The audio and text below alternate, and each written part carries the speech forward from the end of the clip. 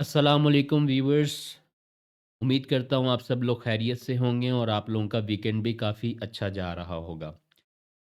Thank you so much for watching this video. Welcome कहता हूँ आपको इस वीडियो में हम वीकली एनालिसिस परफॉर्म करेंगे गोल्ड के चार्ट पर और ये जानने की कोशिश करेंगे कि नेक्स्ट वीक गोल्ड किस डायरेक्शन में एक अच्छा मूव दे सकता है। आया मार्केट जो है वो बाय ट्रेंड को कंटिन्यू रखेगी या एक पॉसिबल रिवर्सल एक्सपेक्ट किया जा सकता है। और इस वीडियो में हम उन लेवल्स को भी फाइंड आउट करेंगे कि जिन लेवल्स पर हम एक अच्छी ट्रेड करके एक अच्छा प्रॉफिट जनरेट कर सकते हैं। तो काइंडली इस वीडियो को कंप्लीट देखिएगा, किसी भी पार्ट को मिस मत कीजिएगा ताकि आपको डिटेल में चीज़ें समझ में आएँ और बहुत सी आपकी लर्निंग भी हो। तो बिना टाइम ज़ाया किए बढ़ते हैं अपने एनालिसिस की तरफ। सबसे पहले बहुत इंपॉर्टेंट चीज़ होती है वॉलेटिलिटी को चेक करने के लिए, वो इकोनॉमिक कैलेंडर है। हम इकोनॉमिक कैलेंडर को एक नज़र देख लेते हैं।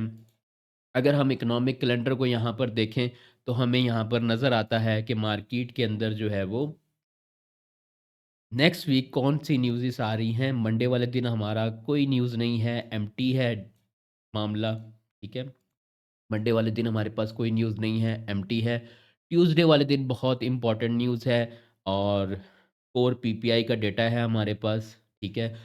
बाज़ औक़ात कोर पीपीआई का डेटा सीपीआई के बाद आता है, मतलब कंज़्यूमर प्राइस इन्फ्लेशन जो है, उसके बाद जो है वो कोर पीपीआई आता है। But this time core PPI जो है वो पहले आ रहा है और वेडनेसडे वाले दिन हमारे पास कोर सीपीआई का डेटा आ रहा है। तो दोनों न्यूज़ेस हमारे पास जो है वो ट्यूसडे और वेडनेसडे वाले दिन इम्पॉर्टेंट हैं। मार्केट हाईली वोलेटाइल हो सकती है। थर्सडे वाले दिन की अगर बात की जाए तो थर्सडे वाले दिन भी हमारे पास अच्छा डेटा है, which is core retail sales data, ठीक है। तो ये रिटेल सेल्स के हवाले से डेटा है और इसके साथ अनएम्प्लॉयमेंट क्लेम का भी डेटा है। तो हमारे पास जो नेक्स्ट वीक इम्पॉर्टेंट डेज़ हैं वो हमारे पास Tuesday, Wednesday and Thursday. Monday वाले दिन हमारे पास कोई न्यूज़ नहीं है और फ्राइडे वाले दिन भी हमारे पास कोई न्यूज़ नहीं है। तो आप लोगों ने नेक्स्ट वीक इस बात का ध्यान रखना है कि मंडे को अगर आप ट्रेडिंग को स्किप भी कर दें, तो ट्यूसडे, वेडनेसडे और थर्सडे वाले दिन आपने स्किप नहीं करना, क्योंकि इस दिन मार्केट जो है वो अच्छी वोलेटाइल होगी और एक अच्छी ट्रेड अपॉर्चुनिटी फाइंड करने में आपको काफ़ी ज़्यादा हेल्पफुल साबित होगी, ठीक है। तो ये था हमारे पास इकोनॉमिक कैलेंडर का मामला और इन्फॉर्मेशन। अब बढ़ते हैं अपने चार्ट की तरफ और देखते हैं कि वहाँ पर क्या-क्या इम्पोर्टेंट इन्फॉर्मेशन है। सबसे पहले वीकली चार्ट को ज़रा हम इन डिटेल डिस्कस कर लेते हैं। अगर हम वीकली चार्ट को देखें तो market still in bullish direction है। बट जब लास्ट ईयर एंड हो रहा था, ठीक है, तो मार्केट ने बहुत हैवी वॉलेटिलिटी दिखाई। आपको पता होगा कि ट्रम्प के इलेक्शन वगैरह ये सब चीज़ों पर मार्केट ने वॉलेटिलिटी दिखाई, लेकिन जब एंड का मामला आया, दिसंबर का मामला आया, तो मार्केट एक कंसोलिडेशन में चली गई। तो बेसिकली ट्रेंड तो हमारे पास बुलिश है, लेकिन यहाँ पर मार्केट ने कंसोलिडेट किया। अगर आपने मेरे प्रीवियस वीकली एनालिसिस को देखा होगा तो आप इस बात से वाकिफ़ होंगे कि मैंने बार-बार इसे बाय साइड ही प्ले करने को कहा। बेशक ट्रम्प के इलेक्शन हुए और बहुत से मामलात हुए, लेकिन मार्केट में बाय साइड ज़्यादा फ़ेवरेबल थी। तो अभी क्या है कि मार्केट ने यहाँ पर जो भी कंसोलिडेशन की इस जगह पर, जो भी कंसोलिडेशन की, अब मार्केट ने इस कंसोलिडेशन का अगर आप यहाँ पर देखें, ये हमारे पास लास्ट मंथ की कंसोलिडेशन थी। इस कंसोलिडेशन को इन जनवरी, जब जनवरी स्टार्ट हुआ है, first week of the January, इसका क्लियर ब्रेकआउट यहाँ पर हो चुका है, ठीक है। तो अब जो लास्ट वीक की कैंडल जो क्लोज़ हुई है, जो कि ये वाली है, ठीक है? अगर आप इसको गौर से देखें तो ये एक स्ट्रॉन्ग कैंडल है, ठीक है? स्ट्रॉन्ग बाय कैंडल है। और जिस तरह हमें पता है कि ट्रेंड भी बुलिश है, तो वेरी मच पॉसिबिलिटी कि मार्केट इस बाय साइड लिक्विडिटी को हंट कर सकती है और जो हमारे पास ऑल टाइम हाई है, ये भी हंट हो सकता है। अच्छा, यहाँ पर लोगों का सवाल होगा कि ऑल टाइम हाई हंट होना थोड़ा मुश्किल है, क्योंकि यहाँ पर हमें जो है वो एक इवनिंग स्टार देखने को मिला। तो मार्केट इसका टेस्ट देकर रिएक्शन तो ज़रूर देगी। तो बिल्कुल आप अपनी जगह ठीक हैं, लेकिन मार्केट वो काम पहले ही कर चुकी है जब मार्केट ने यहाँ पर अपनी एक बुलिश इंगल्फ बनाई थी, तो यहाँ से इसका रिएक्शन आ चुका। अगेन मार्केट ने यहाँ पर जो है वो विक लगाकर अगेन इसको जो कहते हैं कि मिटिगेट कर दिया है, इवनिंग स्टार वाला मामला, टेस्ट वाला मामला वो हो चुका है। तो अब हाई प्रोबेबिलिटी है कि मार्केट सबसे पहले इस बाय साइड लिक्विडिटी को हंट करे एंड देन मार्केट इस बाय साइड लिक्विडिटी को हंट कर सकती है। अच्छा, तो यहाँ पर हमें नेक्स्ट वीक की डायरेक्शन तो कंफर्म हो गई कि हमें बाय साइड ही देखना चाहिए। तो नेक्स्ट वीक की डायरेक्शन हमारी बाय साइड पर है। अब सवाल ये पैदा होता है कि इस लेवल से हम बाय साइड को जॉइन कर सकते हैं। तो अगर आप यहाँ पर देखें तो मैंने एक ज़ोन लगा रखा है, ठीक है? ये एक ज़ोन लगा रखा है और यहाँ पर लिखा है डिस्काउंटेड ज़ोन, ठीक है? तो ये क्यों लगाया है? क्योंकि नेक्स्ट वीक की कैंडल बहुत स्ट्रॉन्ग क्लोज़ हुई है और इसने ये प्रीवियस इस कैंडल का आप देखें, इस कैंडल को देखें, जितनी भी यहाँ पर ये कैंडल्स बनी हैं, ठीक है? मैं यहाँ पर स्क्वायर मार्क कर देता हूँ। किसी भी कैंडल ने इससे ऊपर क्लोजिंग नहीं दी। हाँ, विक्स वगैरह ऊपर गई हैं, लेकिन क्लोजिंग नहीं कर सकी। ऑलमोस्ट 1, 2, 3, 4, 5 कैंडल्स, मतलब पूरा 1 महीना जो दिसंबर का था, मार्केट इस रेंज के अंदर ही रही। बट जैसे ही जनवरी स्टार्ट हुआ, मार्केट ने इस लेवल से ऊपर क्लोजिंग दे दी। तो ये प्राइस क्या बनती है? प्राइस बनती है जी आपकी 2660 से लेकर 2650 तक का ये ज़ोन है, ठीक है? तो अगर market next week somehow and by any reason यहाँ पर हमें मिलती है, तो हमें यहाँ से बाय ट्राई करनी है, ठीक है? अगर मार्केट नेक्स्ट वीक यहाँ टेस्ट देती है, नेक्स्ट वीक की कैंडल यहाँ पर टेस्ट देती है, तो हम इसे यहाँ से यहाँ तक के लिए बाय साइड पर ट्राई करेंगे, ठीक है? ये हमारा एक परफेक्ट सपोर्ट ज़ोन है, डिस्काउंटेड ज़ोन है according to the weekly chart, ठीक है? यहाँ तक आपको ये चीज़ समझ आ गई। अब जाते हैं अपने डेली के चार्ट पर और देखते हैं कि डेली के चार्ट पर क्या-क्या इन्फॉर्मेशन हमारे लिए बेनिफिशियल हो सकती है फॉर द नेक्स्ट वीक। अच्छा जी। डेली के चार्ट पर जब हम आते हैं, तो डेली के चार्ट पर अगर हम करंट सिचुएशन को देखें, ठीक है? तो मार्केट यहाँ से जो डाउन हुई थी, ठीक है? डाउन होने के बाद मार्केट ने अगेन अपसाइड का मूवमेंट किया। अपसाइड का मूवमेंट करने के बाद मार्केट ने यहाँ पर टैप किया, इस इम्बैलेंस को रिस्पेक्ट दिया एंड देन मार्केट ने ऊपर जाकर kind of double top create किया। उसके बाद मार्केट नीचे आती है, अगेन इम्बैलेंस को रिस्पेक्ट देती है। यहाँ पर जब फर्स्ट टाइम मार्केट इम्बैलेंस को रिस्पेक्ट दे रही थी, तो यहाँ पर किसी किस्म की कोई इंडिकेशन नहीं थी, सिर्फ डोजीज क्रिएट हो रही थी। लेकिन जब मार्केट सेकंड टाइम रिस्पेक्ट देने आती है, तो यहाँ पर एक ज़बरदस्त confirmation in the form of candlestick pattern बनाती है, जो कि मैंने प्रीवियस वीकली एनालिसिस में आपको डिस्कस भी किया था और मैंने बताया था कि मार्केट इस मॉर्निंग स्टार का टेस्ट करके बाय साइड की तरफ जा सकती है। तो उसके बाद विद इन 2 वीक्स, ठीक है, तो मार्केट ने ये अपना जर्नी कंप्लीट किया। अच्छा, अब क्या सिचुएशन है? अगर हम यहाँ पर गौर से देखें, तो मार्केट ने मॉर्निंग स्टार बनाने के बाद एक स्ट्रक्चर फॉर्म किया बाय साइड पर, जो कि बहुत ही बेहतरीन जो है मूवमेंट कर रहा है, ठीक है? तो यहाँ पर एक फॉर्मेशन है जो बाय साइड की तरफ ट्रेंडी है और बाय साइड को इंडिकेट कर रही है। तो यहाँ पर हमारे पास जो है वो डायरेक्शन जो निकल कर आ रही है नेक्स्ट वीक के लिए, वो यही निकल कर आ रही है जो हमें वीकली चार्ट ने बताया कि भाई ये बाय साइड लिक्विडिटी टारगेट हो सकती है, ये बाय साइड लिक्विडिटी टारगेट हो सकती है और ये ऑल टाइम हाई जो हमारे पास है, इस लिक्विडिटी को मार्केट टारगेट कर सकती है। यहाँ भी वही सवाल पैदा होता है कि कहाँ से जॉइन करें? तो जिस तरह मैंने वीकली पर आपको बताया कि हमें डिस्काउंटेड ज़ोन के अंदर से करना है। अब ये जो लाइन आप देख रहे हैं, ये वीकली पर ही है, ठीक है? तो अगर आप यहाँ पर देखें, तो इस डिस्काउंटेड लाइन पर ही हमें क्या देखने को मिलता है कि हमें यहाँ पर एक रेज़िस्टेंस देखने को मिलती है। अगर मैं इस ज़ोन को यहाँ तक ले आऊँ, ठीक है? ये पूरा ज़ोन है हमारे पास डेली का, ठीक है? तो अगर आप यहाँ देखें, तो जब मार्केट फर्स्ट टाइम यहाँ से गिरी थी, तो इस ज़ोन को ब्रेक करने के बाद मार्केट ने इसी की ही रिजेक्शन ली, टेस्ट किया एंड देन मार्केट ने अगेन ड्रॉप दिया। जब दोबारा मार्केट नीचे इम्बैलेंस से फॉर्मेशन बनाकर 1, 2, 3 की इस ज़ोन की तरफ आई, तो दोबारा इसका रिएक्शन हमें देखने को मिला। तो वेरी मच पॉसिबिलिटी कि जब अब मार्केट ने इसको ब्रेकआउट कर दी है, तो मार्केट इसी के टेस्ट से यहाँ तक मूवमेंट ले सकती है। तो अगर किसी ने नेक्स्ट वीक बाय साइड की अपॉर्चुनिटी को ज्वाइन करना है, तो ये लेवल बहुत ज़्यादा इम्पोर्टेंट होगा।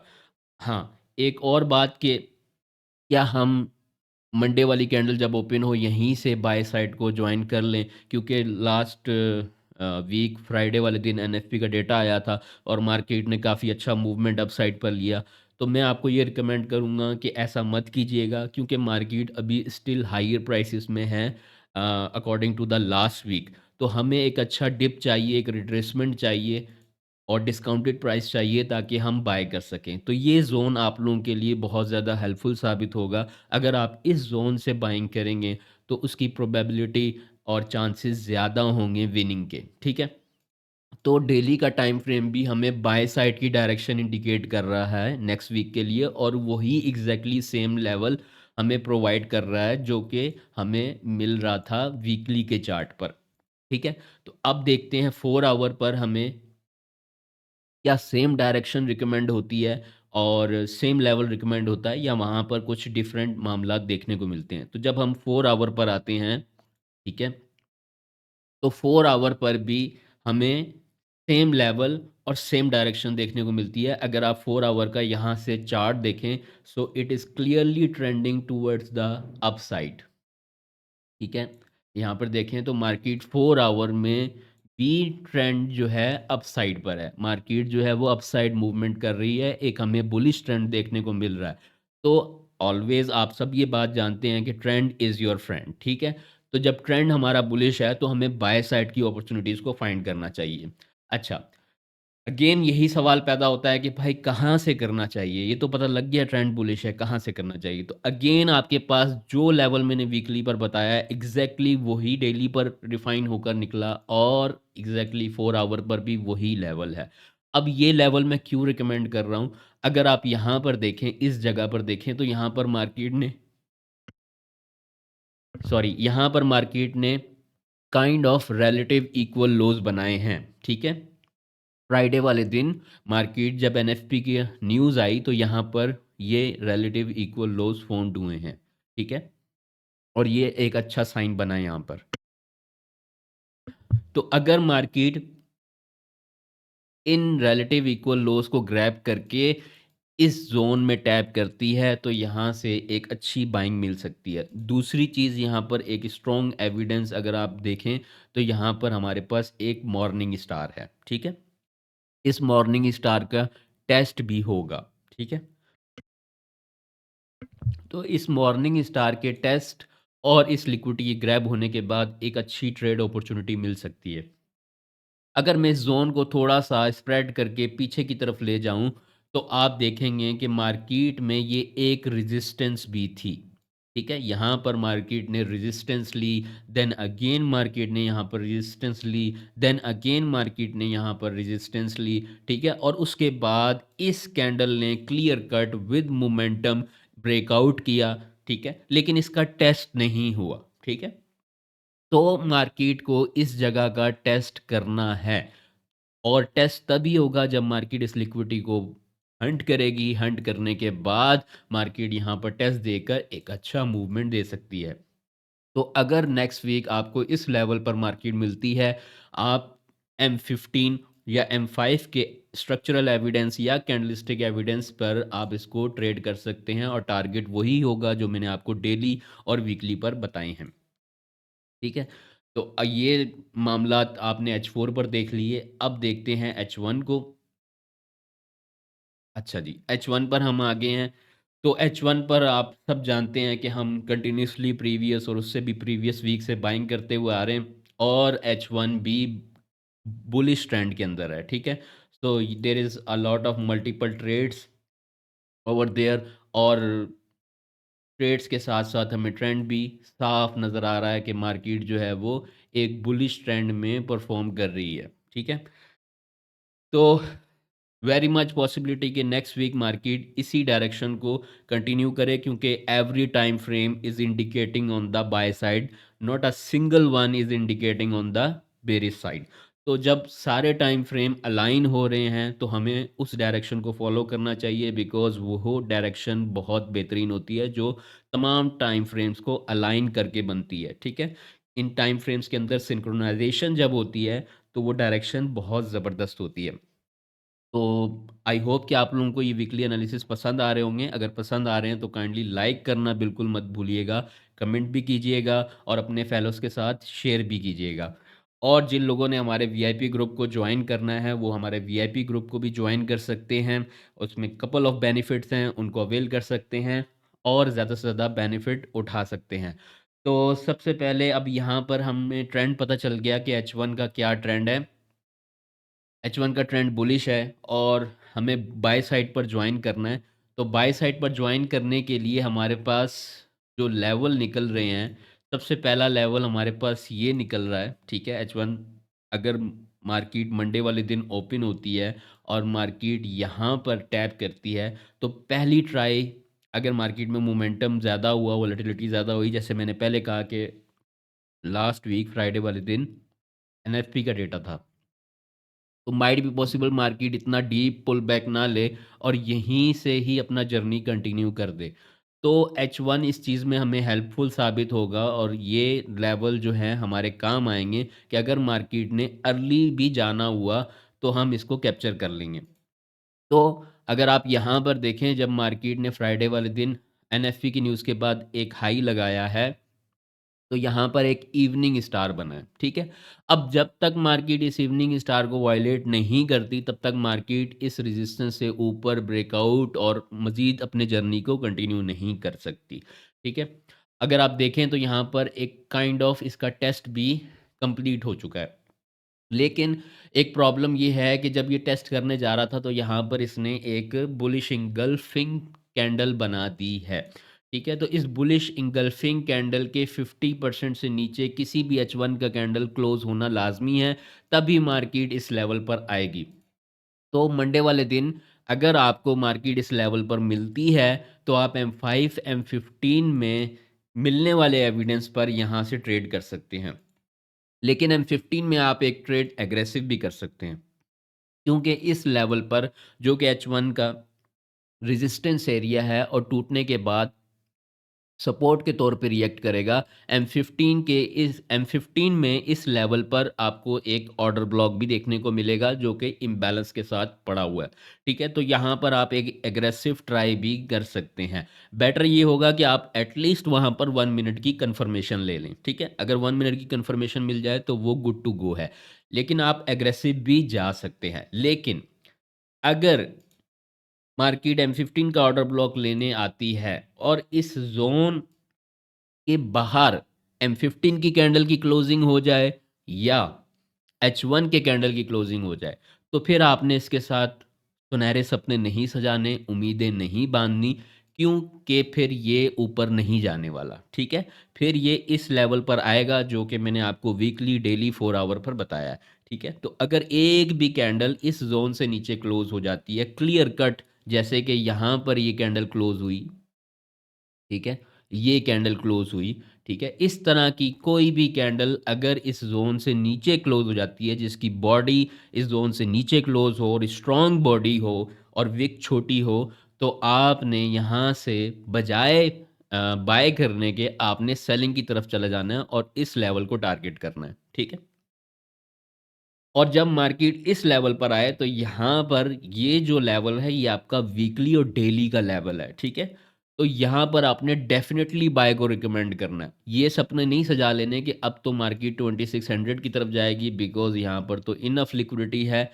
वो जा सकती है अगर मार्केट अगेन इस लेवल से नीचे भी कैंडल क्लोज़ कर जाए, जैसे कि मैंने आपको यहाँ का बताया, ठीक है? तो यहाँ पर आपने अगेन बाय साइड को ही प्रायोरिटी देनी है और टारगेट करना है सबसे पहले ये हाई और उसके बाद जो H4 का और उसके बाद डेली का and then weekly all time high, ठीक है जी? तो ये है हमारे पास वो लेवल्स जो नेक्स्ट वीक के लिए हमें बहुत सारा प्रॉफ़िट दे सकते हैं अगर ये रन हुए और अगर आपने इन लेवल्स पर सही से कंसंट्रेशन के साथ और एविडेंस के साथ ट्रेड किया, तो आपका नेक्स्ट वीक भी इंशाल्लाह ज़रूर प्रॉफ़िटेबल होगा। और मैं खुद भी इंशाल्लाह मंडे वाले दिन से लेकर फ्राइडे तक लाइव स्ट्रीम करता हूँ, तो आप हमें भी जॉइन कर सकते हैं। लेकिन आपके दिमाग में आपके प्लान में ये तमाम लेवल्स और ये एनालिसिस ज़हन में होना चाहिए, ताकि हम सेम पेज पर हों और सेम डायरेक्शन की तरफ फ़ॉलो कर सकें, ठीक है? उम्मीद करता हूँ आप लोगों को ये एनालिसिस पसंद आए होंगे और आप लोगों के लिए बेनिफिशियल भी साबित होंगे, तो काइंडली लाइक कीजिएगा और अपने फीडबैक का इज़हार ज़रूर कीजिएगा। इंशाल्लाह मिलते हैं नेक्स्ट वीक, तब तक के लिए अल्लाह हाफ़िज़।